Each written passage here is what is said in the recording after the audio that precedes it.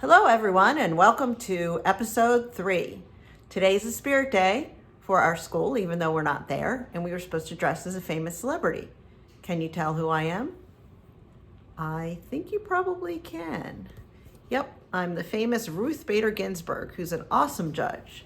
Speaking of judges, would you like to hear a judge joke? Well, we were talking about all those reasons and things that you learn when you're coming of age, and one of them was not to judge by a book by its cover. Do you know why you shouldn't judge a book by its cover? Because my math book had a picture of someone on the front who was having fun. And I never had fun in math. Sorry, Mrs. McPhee. You're an awesome teacher. But math is just not my thing, and my students already know that.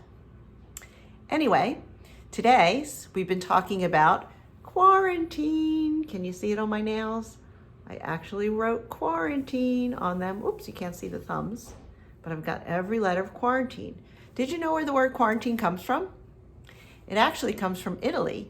In the Middle Ages, when the bubonic plague came along, they actually realized that if they made ships stay in the harbor in Italy for 40 days, then they could be sure that they weren't bringing the bubonic plague aboard. And that is quaranta vigna, which means quarantine. And that's where we got it from. Hopefully our quarantine will not be 40 days. Since we were talking about words today and what they mean, I thought it might be kind of fun to teach you guys some new words that you might not already know. For example, do you know what the word glabella means? The glabella is this part of your face right here between your eyebrows. I guess if you have a unibrow, nobody can see your glabella, but most of us have a glabella right there. Try to use that word today. Here's another part of your face that I bet you don't know. It's called the philtrum. Guess where the philtrum is? I'm hiding mine right now. It's the thumb-like part indentation right between your nose and your lip. This is the philtrum. Tell everybody today that you can see their philtrum. See if they know what it means.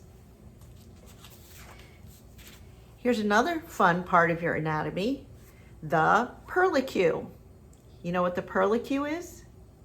The perlicue is the piece of your hand between your thumb and your forefinger. It's the webbing right here. That's the perlicue. Pretty cool, huh? Alrighty. This one has absolutely nothing to do with your face, but it does have to do with something you guys use in school all the time, and that's a pencil. Do you know what the little metal part that holds the eraser to the pencil is called? It's called the ferrule. F-E-R is the Latin root meaning iron. Of course, I don't think they make them out of iron anymore, but that's what's called the little silver piece that holds the eraser onto the pencil. Ferrule. And finally, our last word for the day is for all of those of you who like to go to Starbucks and get coffee. Did you know that there was a word for the little cardboard piece that we put on the cup so that we don't burn our hands?